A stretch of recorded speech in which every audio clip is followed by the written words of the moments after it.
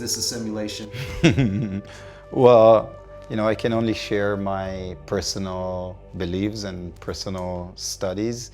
And cut a long story short, I realized that we live in a holographic quantum universe. So if we can call it a matrix, a simulation, I guess holographic projections are, something that we can take from science, we can take from computer games, we can take from virtual realities. But yeah, I think we do. We live in some kind of a very interesting simulation. Yeah, so going back to your childhood, did you ever have any signs that none of this was real, but yet everything was real? Like, how did your childhood start? Were there any indicators? As a child, I grew up in a family where there's no creator, there's no God. I was brought up as an atheist. Atheist? Yeah, Okay. an atheist in a very liberal, democratic, pro-peace family. My mother was a single daughter, orphaned at the age of 21, and she thought it's a very cruel life to lose both your parents and leaving you with no siblings at a young age. So this for her was, there's no God.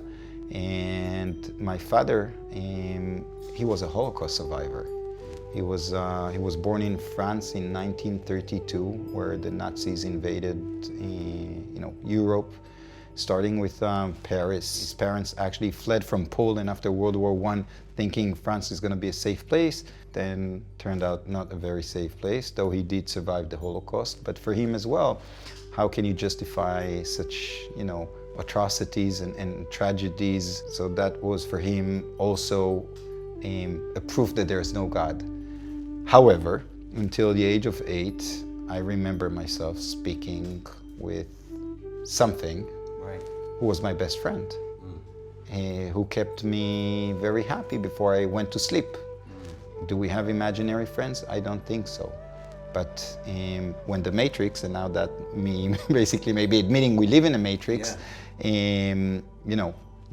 starts programming you, parents who were not believers, trying to fit in socially in a society where science is something that we should praise and look for as some kind of savior. I basically had zero faith, zero understanding, a lot of ego, and a lot of thinking, I know things better. With that being said, still at a pretty young age, I did explain myself the Bible from technological explanations, like how the opening of the sea happened and what is the burning bush.